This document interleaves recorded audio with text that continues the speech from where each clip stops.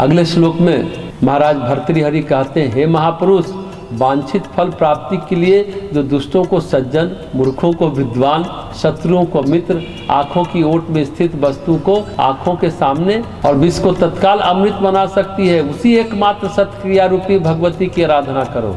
ऐसी भगवती महामाया की उपासना प्रत्येक मनुष्य को करनी चाहिए, जो वांछित फलों को देने वाली, विष को अमृत बनाने वाली, अदृश्य वस्तुओं को दृश्य करने वाली, शत्रुओं को मित्र बनाने वाली, मूर्खों को विद्वान बनाने वाली, दुष्टों को सज्जन बनाने वाली। तो किसी भी अवस्था में सत्कर्म करना न छोड़े, भर्तृहरि ने उसे सत्कर्म रूपी भगवती कहा है। आज नहीं तो कल उसका फल मिलेगा ही मिलेगा। और मेरा कुछ नहीं हो रहा है, हम इतना कुछ कर रहे हैं, कुछ नहीं मिल रहा है, आज नहीं तो कल होना ही होना है। किसी अवस्था में पुण्य करना न छोड़े, आज कर रहे हैं तो कभी न कभी मिल ही जाएगा।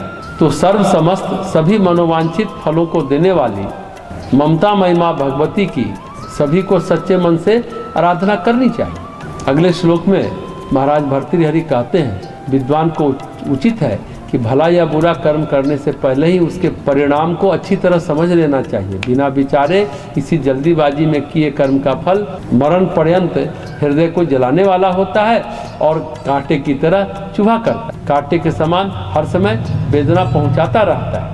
मनुष्य को चाहिए कि कोई भी कर्म करने से पूर्व वह उसके पहलुओं पर अच्छी तरह से सोच विचार कर ले, तभी उस कार्य को करे, नहीं तो बाद में पछतावे के अलावा कुछ भी हाथ नहीं लगता। कभी कभी लोग विद्वान होकर भी जल्दबाज होते हैं, ये करते हैं, वो करते हैं, वे करते पहले हैं, सोचते हैं बाद में। ऐसे व्यक्ति सदा नुकसान उठाते हैं। इससे समझदारी इसी में है कि पहले सोचा जाए फिर किया जाए। परम पूज्य गुरुदेव वेद मूर्ति तपोनिष्ठ पंडित श्री राम शर्मा आचार्य ने कहा है कि बुद्धिमान सोचते पहले हैं, करते बाद में, और मूर्ख करते पहले हैं, सोचते बाद में, क्योंकि बिना विचारे किए गए कर्म का फल मृत्यु तक हृदय को कष्ट देने वाला होता है। अगले श्लोक में महाराज भर्तृहरि कहते हैं, जो अभागा मनुष्य कर्म भूमि संसार में जन्म लेकर तप नहीं करता, उसे मरगज भी कहते हैं, पन्ना भी कहते हैं। रत्न से बने हुए पात्र में चंदन की लकड़ी से तिल के दाने को पकाता है, आग के पेड़ की जड़ का पता लगाने के लिए